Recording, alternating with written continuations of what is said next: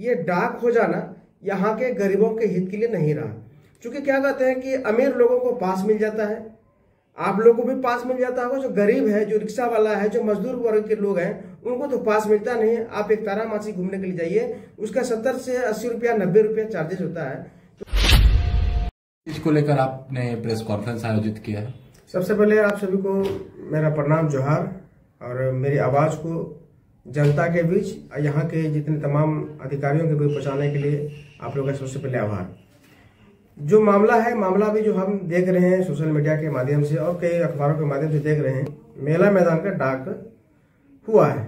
वही मेला मैदान जिसका राजकीय मेला का घोषणा किया गया राज्य सरकार के द्वारा। 70 वर्ष लगभग मेला का हुआ है और लोगों को आज के डेट में महंगाई का भी बहुत प्रभाव पड़ रहा है आम जीवन में। सरकार ये सोच के राजकीय मेला घोषणा की, यहाँ के तमाम जनप्रतिनिधियों का प्रयास रहा कि इस गोड्डा को राजकीय मेला का घोषित करवाना में अथक प्रयास रहा और ये सराहनीय है। लेकिन ये डाक हो जाना यहाँ के गरीबों के हित के लिए नहीं रहा।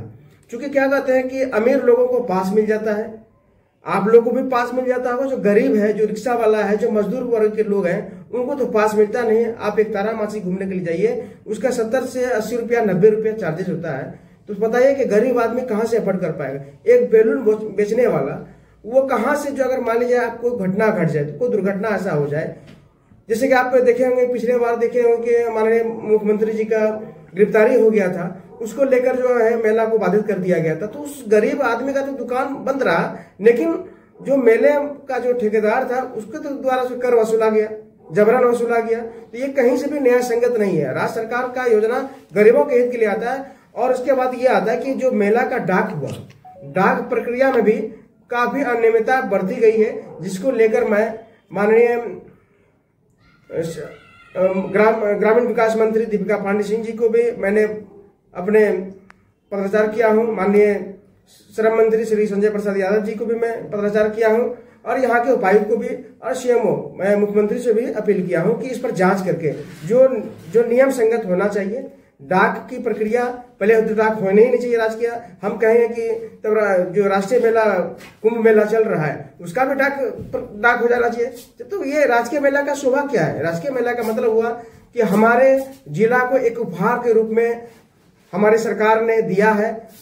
ये तत्कालीन मुख्यमंत्री तभी हमारे हेमंत सोरेन जी थे, जिन्होंने जो राजकीय मेला का घोषणा करवाया था गोड्डा के लिए। ये 2 साल से होता है। आप देखे होंगे कि राजकीय मेला जब से घोषणा हुआ, प्रशासन के द्वारा सांस्कृतिक कार्यक्रम कराया जाता है मेला मैदान में। उसमें भी देखते होंगे वीआईपी पास को सबसे आगे, पत्रकार को, अन्य को। गरीब लोग हमेशा तंबू के पीछे नजर आते हैं, चाहे बरसात हो, चाहे ठंड का मौसम है तो उसमें हो, लेकिन गरीब तो हमेशा पीछे रहते हैं। तो गरीब के लिए सरकार योजना लाती है और गरीब ही रहता है, उसको योजना का लाभ नहीं मिलता है। और मैं आपके माध्यम से, मैं जिला प्रशासन से, तमाम जनप्रतिनिधियों से, राज्य सरकार से अपील करता हूं, तत्काल ये मेले का डाक को स्थगित किया जाए और जांच कर इसमें उचित कार्रवाई की जाए। पहले तो डाक नहीं होना चाहिए। और मैं आपके माध्यम से ये भी कहना चाहता हूं कि 24 घंटे के अंदर इस पर कोई निष्कर्ष नहीं निकलता है, मैं आंदोलन करने के लिए बाध्य हूं। और मैं हमेशा गरीबों के आवाज के रूप में हो, चाहे वो बिजली का मामला रहे। मैं कई बार आंदोलन कर चुका हूं और मैं जब आंदोलन ठानता हूं तो मुझे कोई पीछे नहीं रहता है। मैं ना कोई से भाई से डरता हूं, मैं किसी के धमकी से भी नहीं डरता हूं, ना कोई प्रभाव में आता हूं। इसलिए मैं आपके माध्यम से मैं सभी से अपील करता हूं कि गरीबों के हित के लिए फैसला लीजिए। ये राजकीय मेला घोषित है, इसका डाक नहीं होना चाहिए। धन्यवाद। कैसी अनियमितता की बात कर रहे हैं आप? किस तरह का अनियमितता लग रहा है आपको? देखिए, अनियमितता जो है कि आपका जैसे अखबार में प्रकाशित होता है कि जो नियम शर्तें हैं, उस नियम शर्तें का अखबार में डालते हैं।